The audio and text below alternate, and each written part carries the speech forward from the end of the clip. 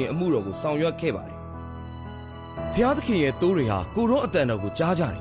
။တမန်တရားကိုချစ်မြတ်လို့ကြပြီးဖျားသခင်ရဲ့ပေါ်ထွန်းခြင်းကိုတောင်းတကြတဲ့ဂိုင်းကားနာမျိုးစုံကလူတွေဟာအနန္တတကုရှင်ဖျားသခင်ရဲ့နှုတ်ကပတ်တော်ဟာတမန်တရားဖြစ်ပြီးဖျားသခင်ရဲ့အတန်တော်ပဲဆိုတာကိုလက်ခံခဲ့ကြပါတယ်။အနန္တတကုရှင်ဖျားသခင်ဟာသခင်ယေရှုရဲ့ပြန်ကြွလာခြင်းပဲလို့ယုံကြည်ကြပြီးအနန္တတကုရှင်ဖျားသခင်ရဲ့ရှေ့တော်မှာကိုတယောက်ပြီးတယောက်ရောက်လာခဲ့တယ်။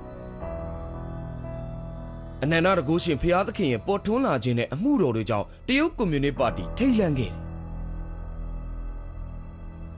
။တရုတ်ကွန်မြူနစ်ပါတီကလျှို့ဝှက်စာရွက်စာတမ်းတွေထုတ်ပြန်ပြီးအသင်းတော်ကိုကြမ်းကြမ်းတမ်းတမ်းဖိနှိပ်ချေမှုန်းပစ်ဖို့လက်နက်ကင်ရဲတပ်ဖွဲ့နဲ့စစ်တပ်ကိုစီးရုံးခဲ့ကြတယ်။တရုတ်ပြည်မကြီးတစ်ခုလုံးသွေးမိုးရွာခဲ့ပြီးတိမ်မဲကြီးတွေအုပ်ဆိုင်ခဲ့တဲ့အပြင်အားလုံးဟာနာကြီးဒေါသထွက်ခဲ့ကြတာပေါ့။မျက်မှောက်မှာအိမ်တွင်းအသင်းတော်အားလုံးနဲ့အထူးသဖြင့်အနန္တတကုရှင်ဘုရားသခင်အသင်းတော်တို့ရဲ့ခရစ်ယာန်တို့ဟာတရုတ်ကွန်မြူနစ်ပါတီအစိုးရရဲ့ရက်စက်ပြီးသွေးထွက်တန်ယူနှိပ်စက်မှုကိုရင်ဆိုင်နေရပါတယ်။ခရစ်ယာန်တို့သွေးမြေကျပြီးအသက်ဆုံးရှုံးရတာဟာစာတန်ရဲ့အင်အားစုတို့အောင်ပွဲခံတခြင်းတစ်ပုဒ်လိုဖြစ်ပြီးတရုတ်ခရစ်ယာန်တို့နှိပ်စက်ညှဉ်းပန်းခံရခြင်းရဲ့ဆက်ဆုပ်ဖွယ်အဖြစ်ကိုပြောပြနေပါတယ်။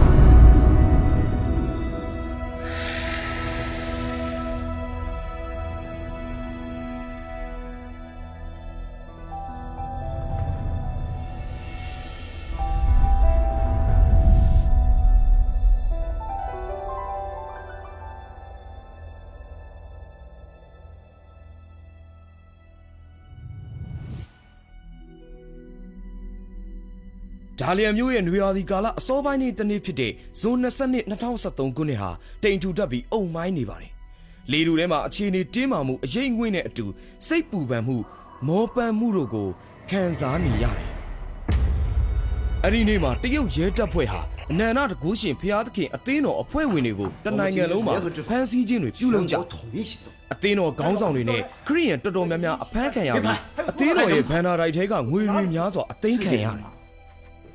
အနန္တတကုရှင်ဘုရားသခင်အသင်းတော်ကခရစ်ယာန်တအုပ်ဖြစ်တဲ့ချန်ဝမ်ကျုံးဟာနိုင်ငံသားကိုသွားဖို့ပြင်ဆင်နေတဲ့အချိန်ဖြစ်ပါတယ်။သူလည်းအဖမ်းခံခဲ့ရတယ်။ဌာနအမျိုးမျိုးကရဲတွေအတူတူလုံးကြပြီးသူတို့ကအချင်းချင်းရင်းနှီးမှုမရှိတဲ့အတွက်ကြောင့်စစ်ဝစ်စုံဝစ်ထားတဲ့ချန်ဝမ်ကျုံးကိုတွေ့တဲ့အခါသူတို့တွေကလူလို့ထင်ကြတယ်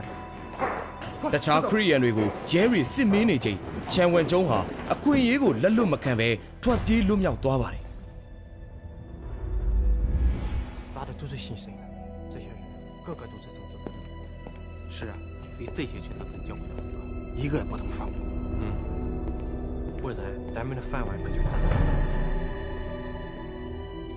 队长，把他们三个铐上，带走。是。人呢？是不是跑了？跑了！给我追！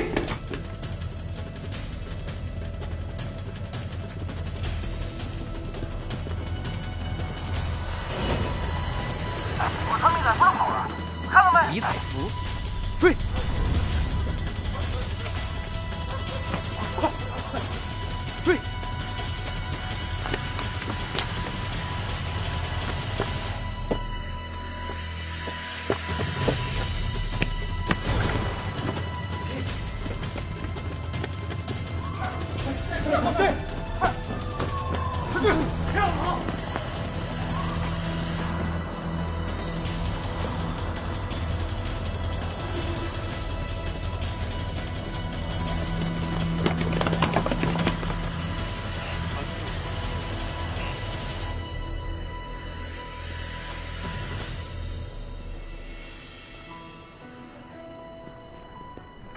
တရုတ်ကွန်မြူနစ်အစိုးရဟာခရစ်ယာန်အိမ်တွင်းအသင်းတော်တွေအထူးသဖြင့်အနန္တတကုရှင်ဘုရားသခင်အသင်းတော်တို့ကိုနှစ်ပေါင်းများစွာယူသွတ်စွာနှိပ်စက်ညှဉ်းပန်းခဲ့တယ်။အသင်းတော်မှာချန်ဝမ်ကျုံးရဲ့တာဝန်ကတိတ်အရေးကြီးပါတယ်။ဒါကြောင့်သူဟာတရုတ်ရဲတွေအလိုချင်ဆုံးလူတစ်ယောက်ဖြစ်ခဲ့တယ်။သူဟာအချိန်မရွေးထောင်ကျနိုင်သို့မဟုတ်အသက်တောင်ဆုံးရှုံးနိုင်တဲ့အန်ဒီယေကိုရင်ဆိုင်ရင်တနေရာကနေတနေရာကို10နှစ်ကြာပြေးလွှားနေရတယ်။ဒီနှိမ့်ဆက်ညှဉ်းပန်းခြင်းကနေလွတ်မြောက်ဖို့တရုတ်နိုင်ငံကနေထွက်သွားဖို့ကလွယ်ပြီးသူ့မှာတခြားရွေးချယ်စရာမရှိတော့ပါဘူး။နိုင်ငံကထွက်ခွာမဲ့နေ့မှာဒီလိုအဖြစ်ဆိုးကြီးဖြစ်မယ်လို့သူလုံးဝမထင်ခဲ့မိဘူး။ချန်ဝမ်ကျုံးဟာ ကြားပါဇက်ကနေအန်ဩဖွယ်ရာလွတ်မြောက်ခဲ့ပေမဲ့ဒီနိုင်ငံကနေထွက်ပြေးဖို့အစီအစဉ်ကိုတော့ရပ်ထားလိုက်ရပါတယ်သူတခြားမျိုးတစ်မျိုးကိုထွက်ပြေးပြီးပုန်းနေခဲ့တယ်သူတက်နိုင်တဲ့လောက်လူတိုင်းစီကအကူအညီတွေတောင်းခဲ့ပြီးနိုင်ငံခြားသွားဖို့အစဉ်ပြေသွားခဲ့တယ်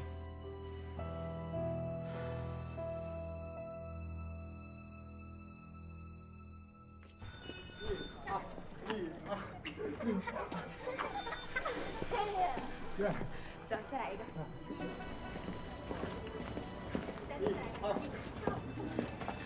回家。太棒了。1、2、3，跳。走，再来一个。ဒီပျော်ရွှင်နေတဲ့မိသားစုကိုမြင်ရတော့သူ့ရင်ထဲမှာခံစားချက်တွေဖြစ်ပေါ်လာခဲ့တယ်သူမှလည်းတစ်ချိန်လုံးကတာယာပျော်ရွှင်ပွဲကောင်းတဲ့အိမ်လေးတိမ်ရှိခဲ့ဘူးလေဆိုတဲ့အချက်ကိုမစင်စားဘဲမနေနိုင်ခဲ့ဘူး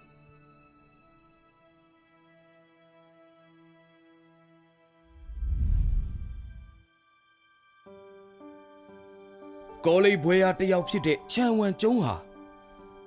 ကျင်းလီပြည်နယ်ချန်ချွန်းမြို့မှာရှိတဲ့အတော်အသင့်ကြီးမားတဲ့အစိုးရပိုင်စီးပွားရေးလုပ်ငန်းတစ်ခုမှာလုပ်ကင်ခဲ့ပါတယ်နှစ်အနည်းငယ်အတွင်းမှာပဲသူဟာကုမ္ပဏီခွဲတွေမှာတာဝန်ရှိသူတယောက်ဖြစ်လာပြီးအထွေထွေမန်နေဂျာယာထူးကိုရယူခဲ့တယ်။သူ့ရဲ့ထူးချွန်တဲ့ကျွမ်းကျင်မှုရလဒ်တွေကြောင့်ပြည်နယ်နဲ့မြို့နယ်နှစ်ခုလုံးမှာစံပြဝန်ထမ်းတယောက်ဖြစ်နာမည်ရလာခဲ့ပါတယ်။သူဟာဒေသတွင်းမှာနာမည်ကြီးလူငယ်စီးပွားရေးလုပ်ငန်းရှင်တယောက်ဖြစ်ခဲ့တယ်။1990ခုနှစ်အတောအတွင်းမှာတရုတ်နိုင်ငံရဲ့စီးပွားရေးအခြေအနေမတိုးတက်ခင်တုန်းကချန်ဝမ်ကျုံးဟာအောင်မြင်တဲ့လုပ်ငန်းတစ်ခုကိုတီထောင်နိုင်နေပြီဖြစ်ပြီးသူ့ရဲ့ဥစ္စာပစ္စည်းတန်ဖိုးကတန်းချီနေပါပြီ哎，儿子回来了。爸爸，你看，我也得了1等奖。1等奖。အိမ်တောင်ကြပြီးတဲ့နောက်မှာတာယာပျော်ရွှင်မှုတွေနဲ့ပြည့်ဝနေတဲ့မိသားစုတစ်ခုရရှိခဲ့ဇနီးတွေကသူနာပြုတယောက်ပါသူဟာပညာတတ်ဖြစ်တဲ့ပြင်ယဉ်ကျေးပြီးကျင်နာတတ်တဲ့မုံမြတ်သူဖြစ်ပါတယ်သူသားကလိန်မာပါနတ်ပြီးချစ်စရာကောင်းတယ်လက်ရေးလှရေးခြင်းနဲ့ပကြီးဆွဲခြင်းမှာတိတ်ထူးကြွပါတယ်奖励奖励。妈，是礼物。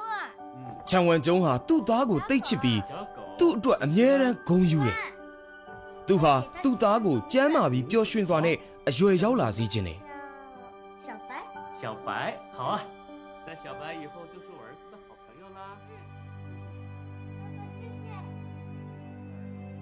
ချန်ဝမ်ကျုံးရဲ့မိသားစုဟာသခင်ကိုယုံကြည်ကြတာကြောင့်သူကလေးဘဝကတည်းကယုံကြည်သူတယောက်ဖြစ်ခဲ့ပြီးဘာသာရေးကိုင်းဆိုင်တဲ့ခရစ်ယာန်တယောက်ပါ1996ခုနှစ်မှာအနန္တတကုရှင်ဖျားသခင်ရဲ့နှုတ်ကပတ်တော်ကိုသူဖတ်ရတဲ့အခါမှာအနန္တတကုရှင်ဖျားသခင်ရဲ့နှုတ်ကပတ်တော်အားလုံးကတမန်တရားဖြစ်ပြီးဖျားသခင်ရဲ့အတန်တော်ဖြစ်တယ်ဆိုတာကိုသူသိမြင်ခဲ့တယ်။အဲ့ဒီမှာသူဟာအနန္တတကုရှင်ဖျားသခင်ဟာသခင်ယေရှုပြန်လဲကြွရောက်လာခြင်းပဲလို့ကောက်ချက်ချလိုက်ပါတယ်။ဒါကြောင့်သူဟာအနန္တတကုရှင်ရဲ့နောက်ကိုလိုက်ဖို့စိတ်ဆုံးဖြတ်ခဲ့ပြီးအသင်းတော်မှာသူ့ရဲ့တာဝန်ကိုထမ်းဆောင်ရမှာတိတ်တက်ကြွမှုရှိခဲ့။အသင်းတော်အတွက်လူစုဝေးတဲ့နေရာအနေနဲ့အိမ်တလုံးကိုတောင်သူဝယ်ယူခဲ့တယ်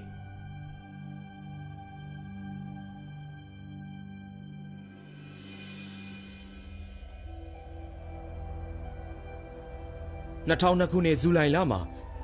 ချန်ချွန်းရဲတပ်ဖွဲ့ဟာစောင့်ကြက်ကြည့်ရှုမှုကနေအသင်းတော်ခေါင်းဆောင်တချို့ရဲ့သတင်းအချက်အလက်တွေရရှိပြီးသူတို့ကိုဖမ်းဆီးခဲ့တယ်။ချန်ဝမ်ကျုံရဲ့အိမ်မှာနေတဲ့အသင်းတော်ခေါင်းဆောင်2ယောက်အဖမ်းခံခဲ့ရပြီးသူလည်းတရုတ်ကွန်မြူနတီအစိုးရရဲ့နာမည်ပြက်စည်ရင်းထဲမှာထည့်သွင်းခံရတယ်။အသင်းတော်မှာချန်ဝမ်ကျုံရဲ့တာဝန်ကတိတ်အရေးကြီးပြီးကျေပြန့်တဲ့အတွက်ရဲတပ်ဖွဲ့ဟာသူ့ကိုလည်းဖမ်းဆီးပြီးအသင်းတော်ခေါင်းဆောင်တွေနဲ့ရန်ပုံငွေတို့အကြောင်းသတင်းတွေကိုသူ့စီကနေရယူဖို့ကြိုးစားခဲ့တယ်။ဒါကိုသူသိတဲ့အခါမှာအခြေအနေကတိတ်အရေးကြီးနေပြီဆိုတာကိုသိပြီးစုံစမ်းမှုအတွက်တငယ်ချင်းတွေကိုအပြေးအလွှားမေးမြန်းပါတယ်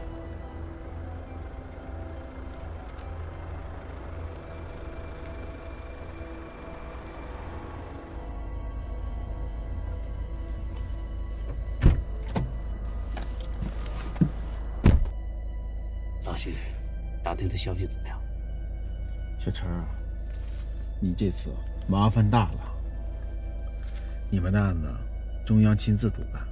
省里市里都插不上手。သူ့ရဲ့အမှုကို610ရုံးနဲ့ပြည်내လုံခြုံရေးဝန်ကြီးဌာနတို့ပူးပေါင်းပြီးကင်တွယ်နေတယ်ဆိုတာကိုဥပဒေအတည်ပြုရေးအဖွဲ့အစည်းကသူ့တငယ်ချင်းစီကနေသိခဲ့ရတယ်။610ရုံးဆိုတာကျင်းစီမင်းဤနိုင်ငံတော်ကာကွယ်စောင့်ရှောက်သူများနဲ့ကျုံးနံဟိုင်တရှို့အဖွဲ့အစည်းကိုရည်ညွှန်းတာဖြစ်ပါတယ်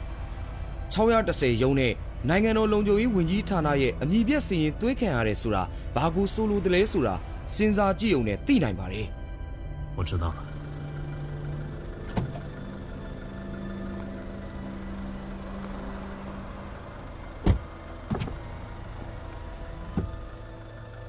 老徐，谢谢你啊！以后有什么事儿，我再给你打。哎，这段时间千万别给我打电话呀。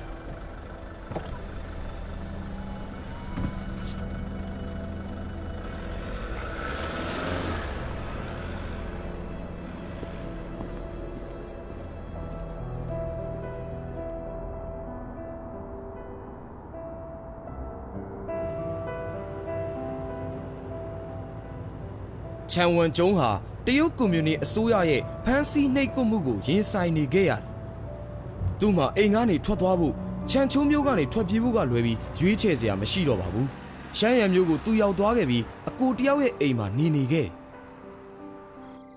ချန်ဝမ်ကျုံကိုတရုတ်ကွန်မြူနတီအစိုးရကအလိုရှိနေတဲ့အတွက်အကိုနဲ့အမဟာသူ့ကိုလက်ခံထားခြင်းအပြင်ဖမ်းဆီးခံရပြီးထောင်ချခံရနိုင်ပါတယ်။သူတို့ဟာသူတို့ရဲ့ဆွေမျိုးရင်းချတယောက်လိုသူ့ကိုဂရုစိုက်ကြတယ်ချန်ဝမ်ကျုံဟာတကယ်ပဲဖျားသခင်ရဲ့ချစ်ချင်းမြတ်တာကိုတွေးကြုံခံစားရပါတယ်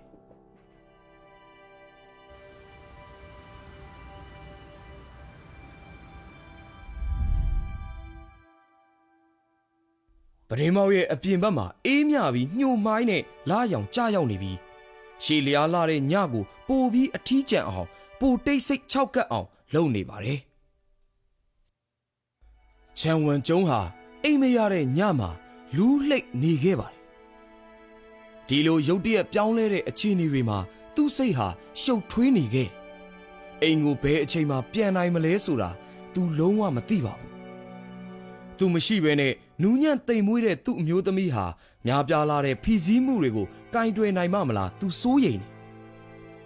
သူ့သားရှောင်ယူကအသက်10နှစ်ပဲရှိသေးတယ်အဖေတယောက်ရဲ့ဂရုစိုက်မှုမရှိတဲ့အတွက်သူ့ရဲ့စိတ်ဓာတ်ကျဆင်းနေမလားသူ့ရဲ့အမေဟာသူ့သားကိုအစိုးရကအလိုရှိနေတယ်ဆိုတဲ့ဒီဆိုးရွားတဲ့သတင်းကိုဘယ်လိုခံနိုင်ပါမလဲ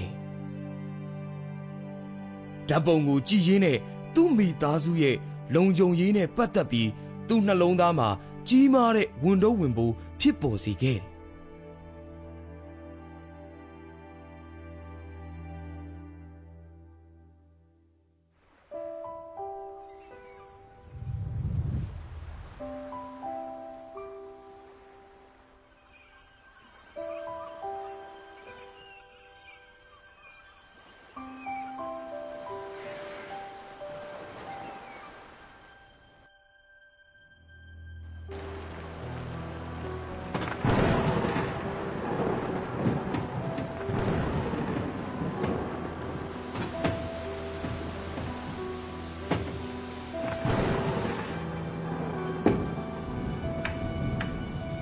ပရင်းတကားကိုရိုက်ခတ်နေတဲ့မိုးဖွဲဖွဲကြောင့်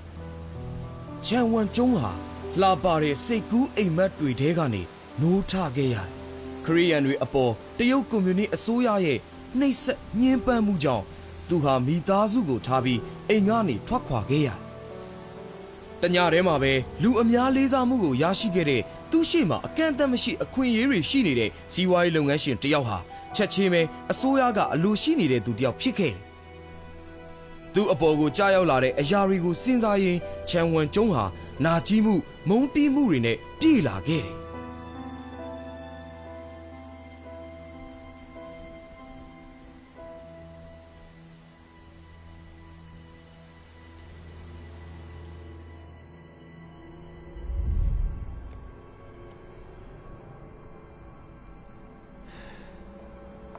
သူအိမ်ကနေထွက်ခွာခဲ့ရပြီးနောက်မှာသူချစ်ရသူတွေအားလုံးကိုအမှုပတ်လာခဲ့တယ်ချန်ဝမ်ကျုံးကိုဖမ်းဆီးရဖို့အတွက်တရုတ်ရဲတပ်ဖွဲ့ဟာသူချစ်ခင်ရတဲ့သူတွေကိုနှောက်ယှက်ဖို့လိုက်လံကြည့်ရှုဖို့သူတို့အာဏာနဲ့လုံနိုင်သမျှအားလုံးကိုလုပ်ခဲ့သူတို့ဟာသူ့ရဲ့အသက်10နှစ်အရွယ်သားလေးကိုတော့တွားခွင့်မပေးခဲ့ဘူး不用了你这孩子也得接受询问走吧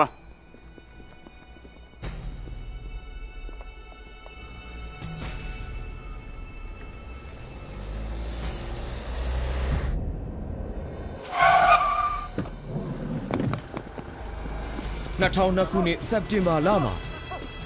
ချန်ဝမ်ကျုံရဲ့ရောက်ဖတော်ဆက်သူဟာအလုပ်ကိုအသွားပြန်အတွက်ချန်ရဲ့ကားကိုမောင်းခဲ့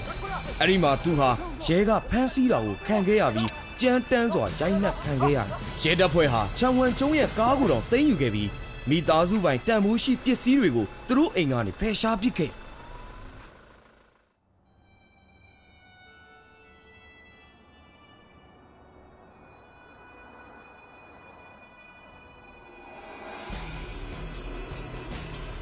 သူ့ရဲ့ညီဟာချန်ဝမ်ကျုံရဲ့ပိုင်ဆိုင်မှုပစ္စည်းတွေကိုစုံစမ်းမေးမြန်းမှုသွားတဲ့အချိန်မှာသူလည်းနိုင်ငံတော်လုံခြုံရေးတပ်ဖွဲ့ရဲ့ဖမ်းဆီးခြင်းကိုခံခဲ့ရတယ်။ရဲတပ်ဖွဲ့ဟာချန်ဝမ်ကျုံကဝရမ်းပြေးတစ်ယောက်ဖြစ်တယ်ဆိုပြီးနေရာတိုင်းမှာလည်းကောလာဟာလာတွေလွှင့်နေ။မကြခင်မှာသူနဲ့သိတဲ့လူတိုင်းဟာအမျိုးမျိုးပြောလာကြတယ်妈妈，老师和同学都说爸爸是逃犯，是真的吗？小雨啊，不要相信他们的话，他们是瞎说的。你爸爸是信神的，他是好人，知道吗？嗯。小白，你听到了吧？我爸爸是好人。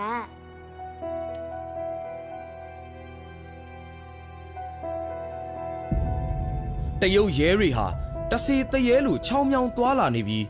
ရှောင်ယူရှေ့မှာပေါ်လာတယ်။ဒါဟာသူ့အတွက်ကြောက်လန့်စေပြီးစိတ်ဖိစီးမှုဖြစ်စေပါတယ်။သူဟာစိုးရိမ်ပူပန်မှုတွေပိုပြီးဖြစ်လာခဲ့တယ်။ရဲတွေကသူ့ကိုခေါ်သွားပြီးသူ့မိဘတွေနဲ့မတွေ့ရတော့မှကိုသူအမြဲတမ်းကြောက်နေခဲ့တယ်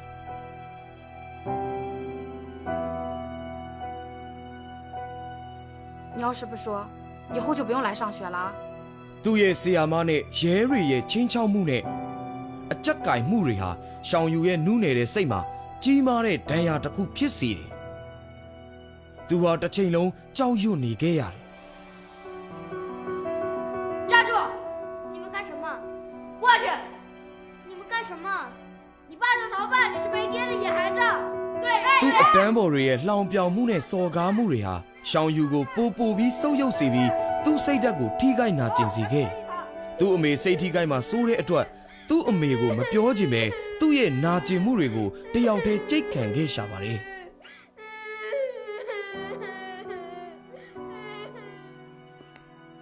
我告诉你，杨淑珍，政府已经下了文件。ရောင်ရှူကျန့်ဟာသူ့အမျိုးသားဗမာရှိတယ်ဆိုတာကိုမပြောရင်ရဲအဖွဲ့ဟာသူ့ကိုအလုပ်ပြုတ်အောင်ပြုတ်လုပ်မှာဖြစ်ပြီးသူ့သားဟာကျောင်းတော်တက်လို့ရမှာမဟုတ်ဘူးလို့မကြာခဏချင်းချောက်ခဲ့တယ်部长好，部长好。刘主任，你们要派人在单位里监视好杨淑珍。ရဲတွေကရောင်ရှူကျန့်စီကနေချန်ဝမ်ကျုံနဲ့ပတ်သက်ပြီးဘာသတင်းအချက်လက်မှမရယူနိုင်ခဲ့ဘူး။သူ့ရဲ့အလုပ်ရှင်ကိုပဲသူတို့ဖိအားပေးပြီးအလုပ်မှာသူ့ကိုစောင့်ကြည့်ဖို့လူတစ်ယောက်ထားဖို့အတွက်တောင်းဆိုကြတယ်你们一定得盯好了。行，我们愿意积极配合。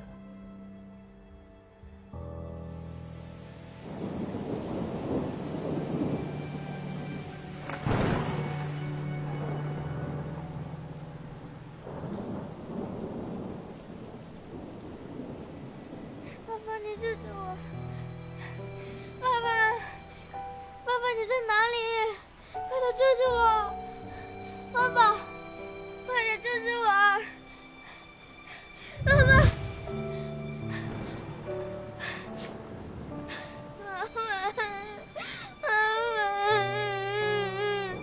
တနေ့ပြီးတနေ့ရဲတွေဟာသူတို့ရဲ့စောင့်ကြည့်တာတွေရောင်ရှူကျန့်နဲ့သူ့သားကိုခေါ်တွေ့တာတွေရောမသွားယုံနေမကပဲပိုပြီးများလာပြီးသူတို့ရဲ့နီးလန်းတွေဟာပိုပြီးတော့ဆိုးလာတယ်ရှောင်ယူလေးဟာသူတို့ရဲ့ဓာတ်ရိုက်ချင်းချောက်မှုတွေအရှက်မရှိတဲ့အကြက်ကင်မှုတွေကိုခံနာရည်မရှိခဲ့ဘူးသူဟာမကြာခဏပဲညတကောင်မှာအိမ်မက်ဆိုးတွေကနေလန်နိုးလာတတ်ပြီးသူ့မျက်နှာမှာမျက်ရည်တွေနဲ့ဖုံးလွှမ်းနေတတ်တယ်တရုတ်ကွန်မြူနစ်အစိုးရဟာချန်ဝမ်ကျုံရဲ့မိသားစုတစ်စုလုံးကိုဒဏ်ခတ်မှုတွေတိုးမြင့်လာပြီးသူချစ်ခင်ရသူတွေကိုဖိအားပေးခဲ့တယ်သူတို့အိမ်မှာငြိမ်းချမ်းမှုမရရှိစေခဲ့ဘူး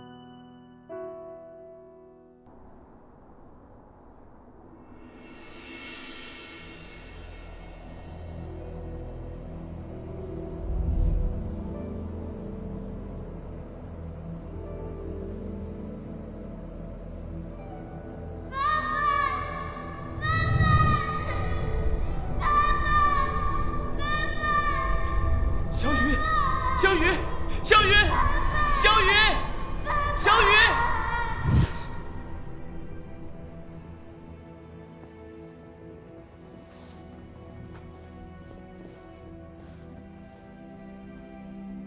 တရုတ်ကွန်မြူနစ်အစိုးရဟာသူတို့ရဲ့ဖုန်းခေါ်ဆိုမှုတွေကိုစောင့်ကြည့်နေတာကြောင့်ချန်ဝမ်ကျုံဟာသူ့နေရာကိုတည်သွားမှစိုးတဲ့အတွက်အိမ်ကိုဖုန်းမခေါ်ရဲခဲ့ဘူးဒါပေမဲ့သူ့မိသားစုအကြောင်းတွေးမိရင်သူနာကျင်ရတယ်သူ့မိသားစုရဲ့လုံခြုံမှုနဲ့ပတ်သက်ပြီးသူရမ်းစိုးရင်ခဲ့တယ်သူတို့ဘလို့အခြေအနေရှိသလဲဆိုတာသူသိကျင်ခဲ့ဒါကြောင့်မစင်ကျင်နိုင်တော့ပဲသူ့မိသားစုကိုဖုန်းခေါ်ဖို့အဝေးတနေရာကိုသွားခဲ့淑珍，别哭，别哭嘛。自从你走了以后，家里被抄了，妈因为担心你病倒了，小雨也天天哭喊着要找你，你快回来吧！你不就是信神吗？人家那些死刑犯花的钱都能买出来，你这点事算什么呀？မိနစ်အနည်းငယ်ပဲကြာတဲ့ဖုန်းခေါ်ဆိုမှုဟာချန်ဝမ်ကျုံကိုအိမ်ကိုအမြန်ပြန်ဖို့ဖြစ်စေခဲ့ပါတယ်ဖြတ်သွားတဲ့ရဲကားတွေရဲ့အုပ်အော်တန်ဟာအဲ့ဒီခံစားချက်ကိုခြေမုံပစ်လိုက်တယ်ဘုရားသခင်ကိုယုံကြည်ပြီးသူတို့ရဲ့တာဝန်ကိုထမ်းဆောင်တာတတ်ကြောင့်ပဲအဖမ်းခံရပြီးပြစ်ဒဏ်ချမှတ်ခံရတဲ့များပြားလာတဲ့ခရီးယန်တွေအကြောင်းသူစဉ်းစားမိတယ်တချို့ဆိုတည်တဲ့အထိညှင်းဆဲခံရတယ်လူသက်သမားတယောက်ကပတ်စံပေးပြီးသူ့ပြဿနာကိုဖြေရှင်းနိုင်ပေမဲ့သူ့လိုအစိုးရကအလိုရှိနေတဲ့ခရီးယန်တယောက်ကိုနိုင်ငံတော်အစိုးရကနိုင်ငံရေးပြစ်မှုကျူးလွန်သူတယောက်အဖြစ်မြင်ပြီးဘလောက်များတဲ့ပတ်စံပဲဖြစ်ပါစေသူလွတ်မှာမဟုတ်ဘူးဆိုတာကိုသူကောင်းကောင်းသိတယ်သူအိမ်ပြန်ရင်သူ့မိသားစုကဒီပြဿနာတွေမှာပိုပါလာမှာဖြစ်ပြီးအဖမ်းခံခြင်းကအသင်းတော်နဲ့သူ့ညီအကိုမောင်နှမတွေကိုဒုက္ခပိုရောက်စေမှာပါသူဟာအချုံအောင်ခံနေရတယ်သူလုံနိုင်တာကတော့အိမ်ပြန်မှုစိတ်ကူးကိုစွန့်လွတ်ဖို့ပါပဲ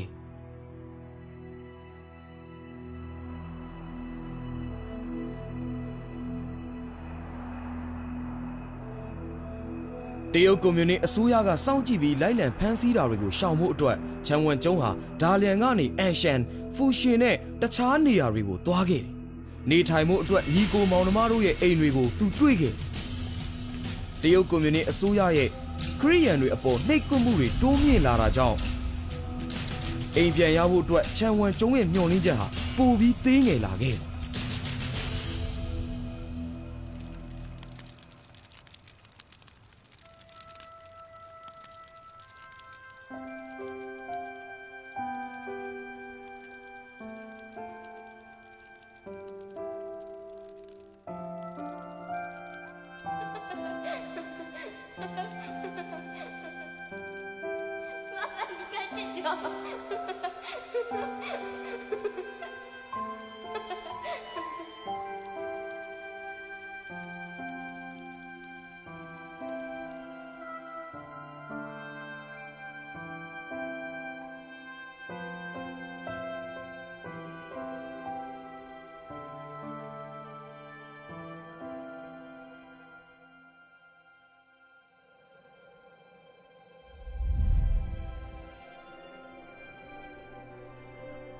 ချန်ဝမ်ကျုံဟာ2006ခုနှစ်နိုဝင်ဘာလမှာ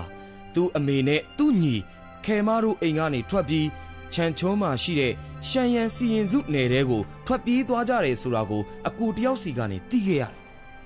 ။ဒါကြောင့်ချန်ဝမ်ကျုံဟာအဲ့ဒီနေရာကိုအမြန်သွားရောက်ခဲ့တယ်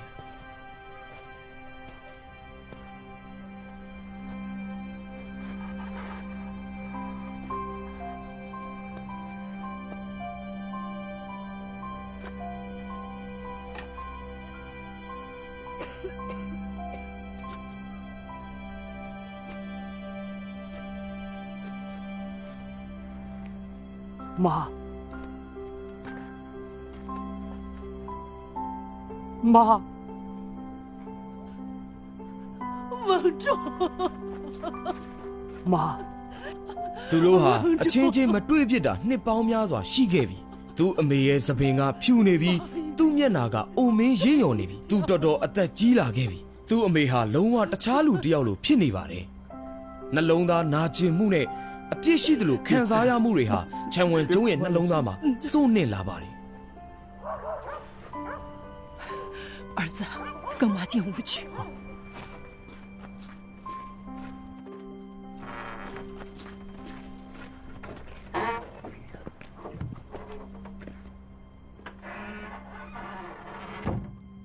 ချန်ဝမ်ကျုံမြင်လိုက်ရတာဟာတိတ်ကိုစိတ်ထိခိုက်စရာပါ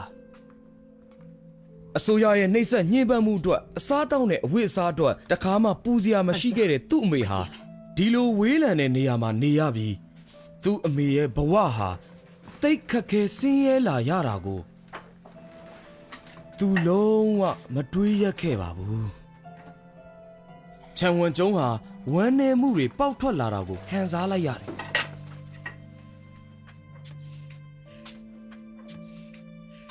快坐下，来喝点水啊。您别忙了，没事，喝点水就暖和了。妈，弟弟弟妹哪儿去了？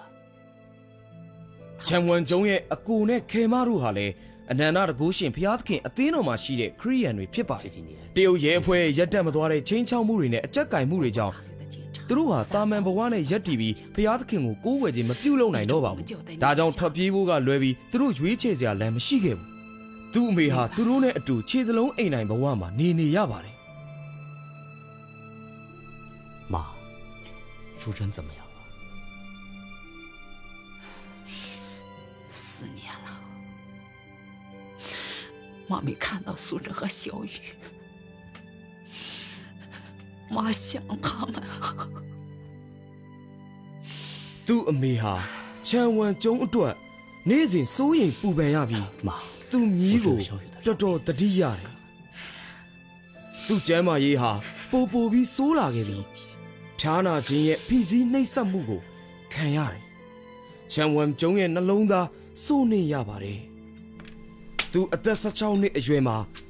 သူ့အဖေဆုံးပါသွားခဲ့တာကိုသူတတိရတယ်သူနဲ့သူညီကိုမောင်နှမတွေကိုပြုစုပြိုးထောင်မှုအတွက်အခက်ခဲပေါင်းစုံကိုရင်ဆိုင်ခဲ့ရတာကသူ့အမေပါသူငယ်စဉ်ကတည်းကသူ့အမေကိုကောင်းမွန်တဲ့ဘဝကိုရရှိစေခြင်းခဲ့တယ်ဒါပေမဲ့တရုတ်ကွန်မြူနစ်အစိုးရရဲ့နှိပ်စက်ညှဉ်းဆဲမှုကြောင့်သူ့မိသားစုပြိုကွဲခဲ့ရပြီးသူ့ရဲ့အမေအိုဟာထွက်ပြေးတိမ်းရှောင်ဖို့ဖြစ်လာခဲ့ရတယ်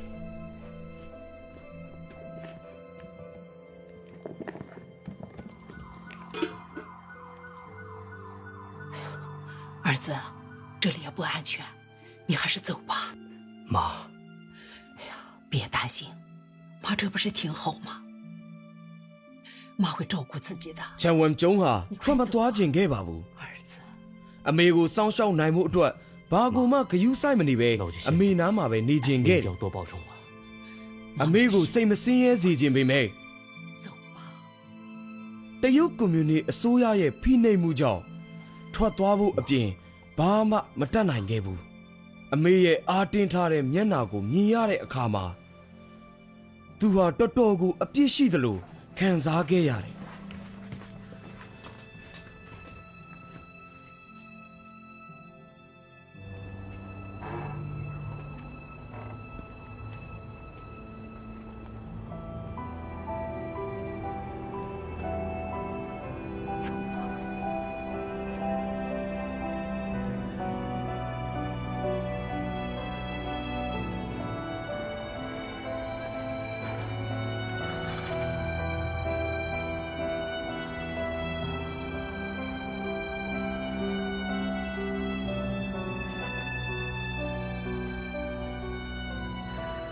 သူ့အမေဟာဒီလိုဆင်းရဲဒုက္ခရောက်ရတဲ့အခြေအနေကိုကြားရောက်နေရပြီးသူဟာလည်းသူ့အမေကိုမဆောင်ရှောက်နိုင်ခဲ့ဘူး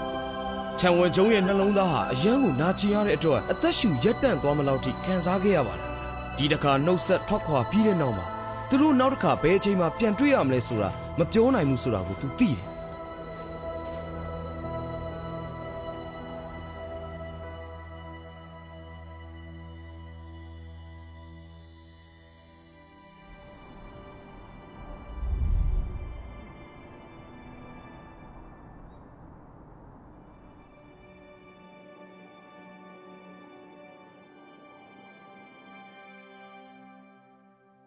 သူတိန်းရှောင်နေရတဲ့နှစ်ကာလတွေမှာချန်ဝမ်ကျုံဟာသူ့တောင်ဝန်ကိုခိုင်ခိုင်မာမာနဲ့ဆက်လက်ထမ်းဆောင်ခဲ့သူဟာနိုင်ငံတော်ရဲ့အေဝံဂေလိတရားကိုဖြန့်ခြင်းနဲ့အနန္တတကုရှင်ဘုရားသခင်ပေါ်ထွန်းခြင်းနဲ့သူ့ရဲ့လှုပ်ဆောင်မှုကိုတသက်ခံခြင်းတို့အပေါ်မှာလုံးဝစိတ်နှိမ့်မြုပ်လှုပ်ဆောင်ခဲ့ဒါပေမဲ့တရုတ်ကွန်မြူနစ်အစိုးရရဲ့ခရစ်ယာန်တွေအပေါ်ဖိနှိပ်မှုဟာကြီးထွားလာတာနဲ့အမျှဖန်စီခံရမယ့်အန်ဒီယေဟာနေရာတိုင်းမှာချန်ဝမ်ကျုံရဲ့နောက်ကိုလိုက်နေခဲ့ဒါပေမဲ့ဘုရားသခင်ရဲ့နှုတ်ကပတ်တော်ရဲ့အားပေးမှုကြောင့်ဘုရားသခင်ရဲ့နောက်တော်ကိုလိုက်ဖို့သူ့ရဲ့ယုံကြည်ချက်ဟာဘယ်တော့မှလျော့နေမသွားခဲ့ဘူး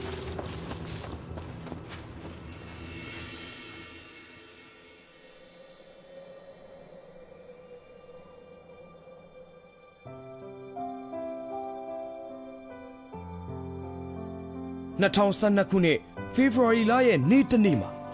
ချန်ဝမ်ကျုံဟာမမျှော်လင့်ဘဲနဲ့သူ့မိန်းမရှိတဲ့နေရာကိုပြောပြထားတဲ့သူ့အကိုရဲ့စာဆောင်ကိုရခဲ့တယ်။သူဟာသူ့ရဲ့ဇာတိမြို့ကိုအပြေးပြန်သွားခဲ့တယ်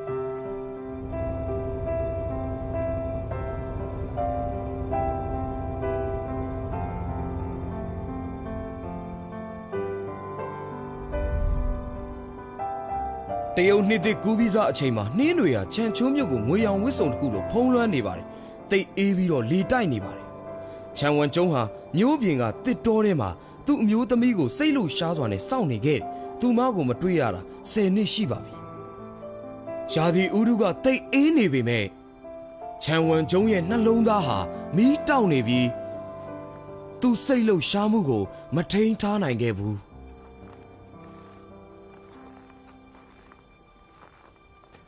文中，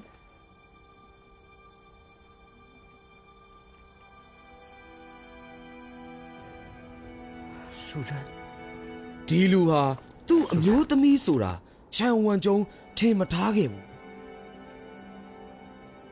တခါကငယ်ရွယ်ပြီးလှပတဲ့သူမဟာအိုမင်းပြီးကြီးရင့်လာပါတယ်သူမဟာကြီးမားတဲ့ဒုက္ခတွေနဲ့အခက်အခဲတွေကိုတေချာပေါက်ဖြတ်သန်းခဲ့ရတယ်ဒါကိုစဉ်းစားမိခြင်းကနှလုံးသားကိုဓာတ်နဲ့အထိုးခံလိုက်ရတယ်လို့ပါပဲ这10年你是怎么过的သူ့နှလုံးသားဟာပြင်းထန်တဲ့နာကျင်မှုကြောင့်တုန်ခါနေခဲ့တယ်走了以后第2天就被抄家了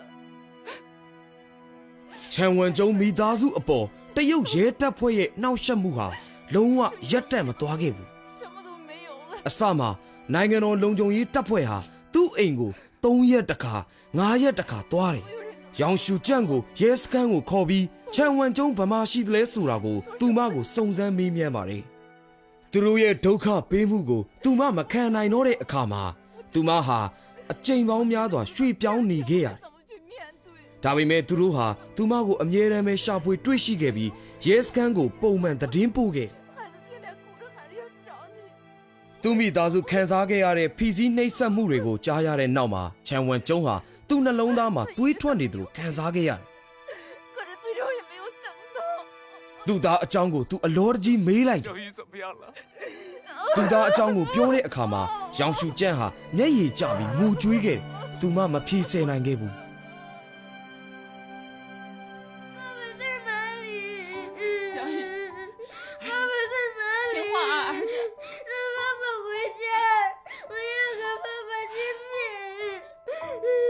ချန်ဝမ်ကျုံအိမ်ကနေထွက်သွားကြတဲ့ကသူ့သားရှောင်းယူဟာခဏခဏငိုပြီးသူ့အဖေကိုရှာချင်တယ်လို့ပြောခဲ့ဒီအခြေအနေကရောင်ရှူကြန့်ကိုအခက်ခဲဖြစ်စေခဲ့တယ်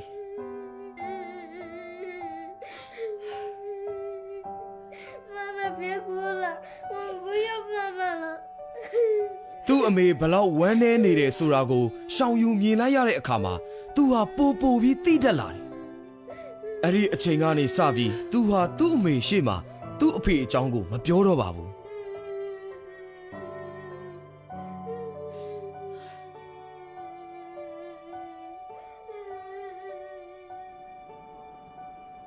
သူကြောင်းဆင်းလာပြီးတခြားကလေးတွေရဲ့အဖေတွေကသူတို့ကိုလာကြိုတာကိုမြင်ရတဲ့နေ့တိုင်းမှာသူ့အဖေကိုသူတိတ်တတိယတတ်ပြီးအဲ့ဒီအချိန်မှာသူ့အဖေသူ့နားမှာရှိနေဖို့တိတ်ဆန်တာပြင်းပြခဲ့တယ်小白我想爸爸了你想爸爸吗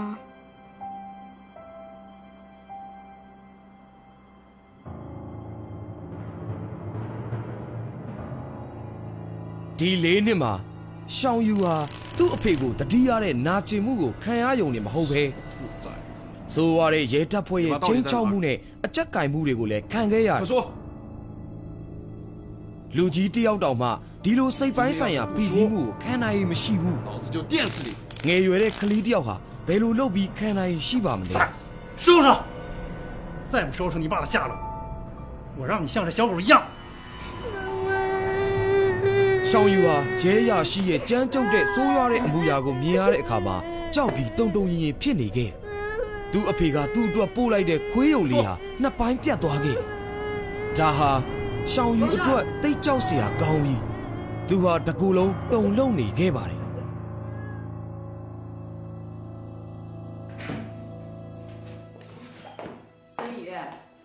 2006ခုနှစ်အောက်တိုဘာလရဲ့နေ့တစ်နေ့မှာရောင်ချူကျန့်ဟာကြောင်းစင်းပြီးနောက်မှာသူ့သားကိုတွားကြိုတဲ့အခါမှာသူ့သားကိုမတွေ့ခဲ့ဘူးသူ့အိမ်ကိုအမြန်ဆုံးအပြေးပြန်လာခဲ့小雨，妈妈回来了。小雨，小雨，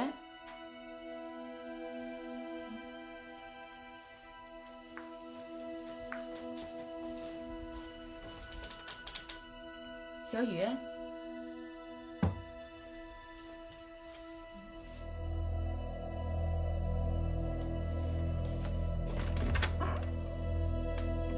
小雨，小雨，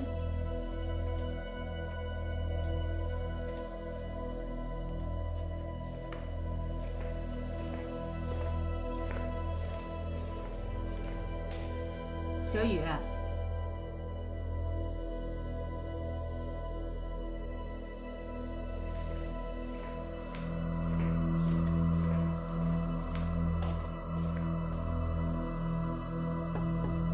小雨，小雨，小雨，小雨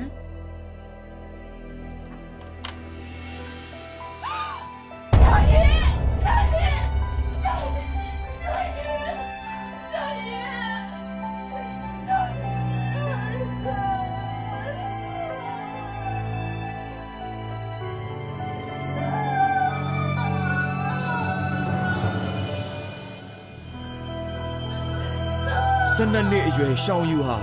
တရုတ်ရဲအဖွဲ့ရဲ့နှိပ်စက်မှုကိုခံနိုင်ရမရှိတော့တာကြောင့်သူ့ကိုယ်သူဇွဲကြိုးချသိခဲ့ပြီးသူ့ရဲ့တူတောင်းလာတဲ့ဘဝကိုအဆုံးသတ်ခဲ့ပါတယ်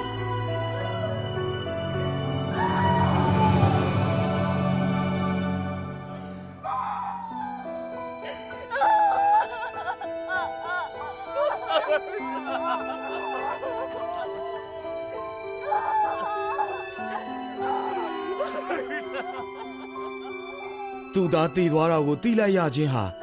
ချန်ဝမ်ကျုံအတွက်တိတ်ဆိုးရွားလာတဲ့ရိုက်ချက်တစ်ခုပါနာကျင်မှုဟာသူ့ရဲ့အယိုးထဲထိဝင်ရောက်ခဲ့သူဟာလုံးဝပူဆွေးမှုတောကတွေနဲ့မှုန်ထူသွားခဲ့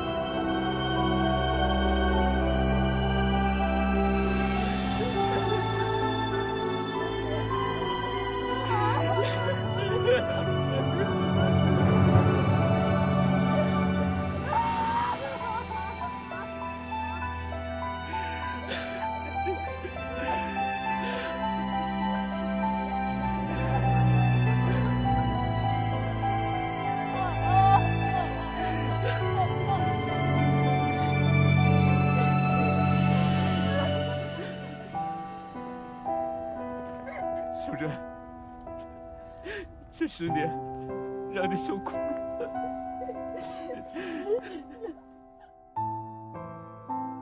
ရှောင်းယူသေဆုံးပြီးနောက်မှာ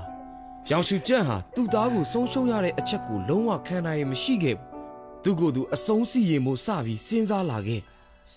သူ့အမေရဲ့နှစ်သိမ့်မှုနဲ့ဂရုစိုက်မှုကြောင့်သာသူဟာနောက်ဆုံးမှာခံနိုင်ရှိသွားခဲ့ဒါပေမဲ့နိုင်ငံတော်လုံခြုံရေးအဖွဲ့ဟာသူမအပေါ်မှာသူတို့ရဲ့တင်းကျပ်မှုကိုလျှော့ချခြင်းမရှိခဲ့ဘူးသူမကိုစုံစမ်းမေးမြန်းမှုစင့်ခေါ်နေသေးပါပဲ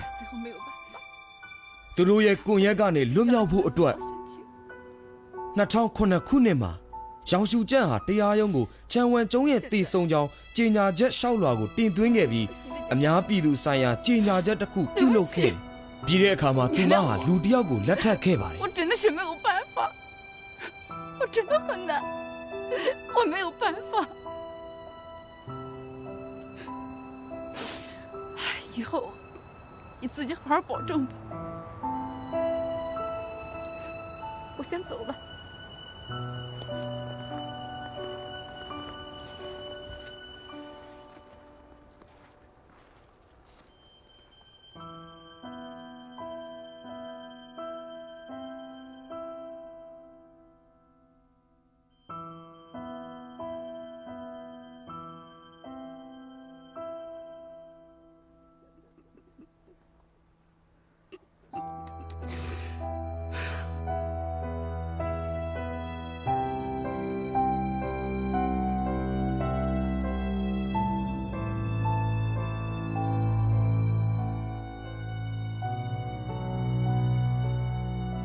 နောက်ထပ်ခါသီးလာတဲ့သတင်းဟာ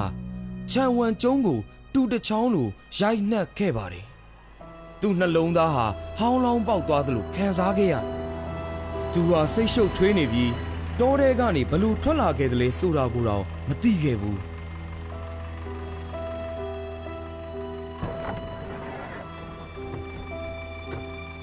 想干什么？啊？天天你想干什么？作业也不写，你想干什么？啊？你说你想干什么？啊？就你不听话，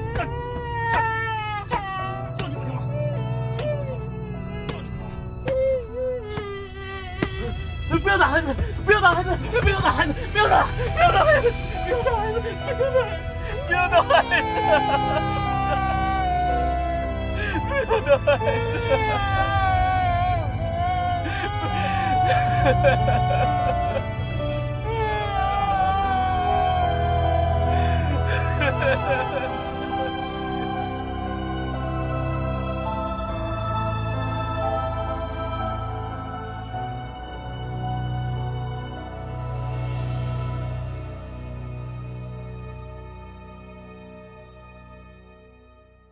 ပြန်လာပြီးနောက်မှာချန်ဝမ်ကျုံးဟာသူ့အခန်းထဲမှာအောင်းနေပြီး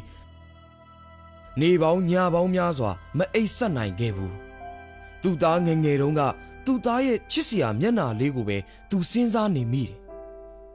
သူ့သားသချင်းစုံနေတဲ့အခါမှာပုံဆွဲနေတဲ့အခါမှာနဲ့သူနဲ့စော့ကစားနေတဲ့အခါမှာသူ့မျက်နှာဘယ်လိုပုံစံရှိတယ်ဆိုတာကိုပဲသူစဉ်းစားနေမိတယ်သူ့သားဟာသူ့ကိုဖေဖေလို့ခေါ်တာကိုကြားရဖို့အတွက်သူ့သားကိုအသက်ရှင်လျက်ရှိစေခြင်းနဲ့ဆန္ဒတိတ်ပြင်းပြနေခဲ့တယ်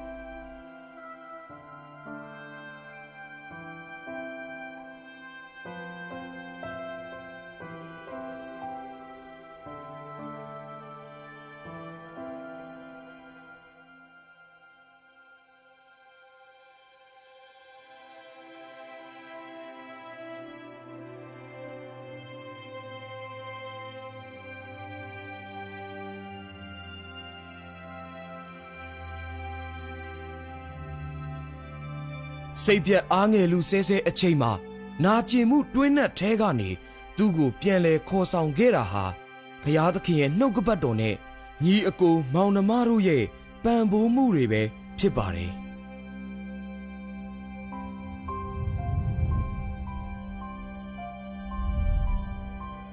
အိုးမဲအိမ်မဲရှောက်သွားရင်သူ့မိသားစုတောင်းခံခဲ့ရတဲ့ဒုက္ခတွေနဲ့အတူဝရံပြေအဖြစ်နေထိုင်ခဲ့တဲ့ဆယ်စုနှစ်ကျော်ကာလတစ်ခုကိုပြန်တွေးမိတဲ့အခါချန်ဝမ်ကျုံးကိုစိတ်ခံစားချက်တွေကဖုံးလွှမ်းသွားပါတယ်။သူလုပ်ခဲ့တာကဖျားသခင်ကိုယုံကြည်ခြင်းသူ့တောင်းဝန်ကိုထမ်းဆောင်ခြင်းဖျားနောက်ကိုလိုက်ပြီးအသက်တာမှာမှန်ကန်တဲ့လမ်းကိုရှောက်လန်းခြင်းတသက်ပါပဲ။ဒါပေမဲ့တရုတ်ကွန်မြူနစ်အစိုးရကသူ့အမျိုးသမီးနဲ့ကလေးကိုစွန့်ခွာရဖို့ဖိအားပေးခဲ့ပြီးသူ့မိသားစုကိုဖျက်ဆီးခဲ့တယ်။တရုတ်နိုင်ငံမှာယုံကြည်သူတယောက်ဖြစ်ရခြင်းရဲ့အခက်အခဲကိုသူနက်နက်ရှိုင်ရှိုင်ခံစားခဲ့ရပြီးတရုတ်ကွန်မြူနစ်အစိုးရဟာတရားမျှတမှုကိုစန့်ကျင်တိုက်ခိုက်ပြီးလူအခွင့်အရေးတွေကိုနင်းချေခဲ့တယ်ဆိုတဲ့အမှန်တရားကိုသူရှင်းရှင်းလင်းလင်းသိမြင်ခဲ့သူကိုဖျားသခင်ကပေးရတဲ့ယုံကြည်မှုနဲ့အားအင်ကြောင့်သာမဟုတ်ရင်သူရှေ့ဆက်နိုင်မှာမဟုတ်ဘူးဆိုတာဖျားသခင်ရဲ့ဂရုစိုက်မှုနဲ့ကွယ်ကာမှုသာမရှိခဲ့ရင်သူဟာတစ်ချိန်ပြီးတစ်ချိန်အန်ဒီရယ်ကနေလွတ်မြောက်နိုင်ခြင်းရှိမှာမဟုတ်ဘူးဆိုတာကိုလည်းသူကောင်းကောင်းနားလည်ခဲ့တယ်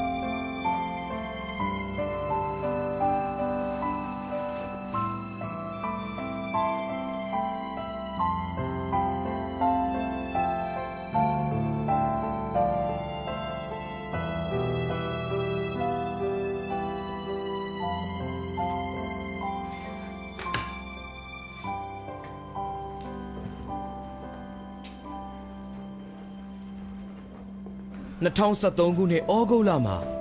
အချိုးအကွေ့အလှည့်ပြောင်းများနဲ့အတူသူအဆက်အသွယ်တွေကိုစူးစမ်းအသုံးချပြီးနောက်ချန်ဝမ်ကျုံးဟာနိုင်ငံသားကိုထွက်ဖို့ထပ်စီစဉ်နိုင်ခဲ့တယ်။တရုတ်ကွန်မြူနစ်အစိုးရရဲ့ဖမ်းဆီးခံရမှုအန္တရာယ်ကိုရင်ဆိုင်ရင်သူဟာတယောက်တည်းပဲအပြည်ပြည်ဆိုင်ရာလေယာဉ်တစ်စင်းပေါ်မှာလိုက်ပါသွားခဲ့တယ်။သူကအဲ့ဒီနေ့ကစပြီးနိုင်ငံသားမှာပဲတင်းရှောင်နေထိုင်နေခဲ့ပါတယ်။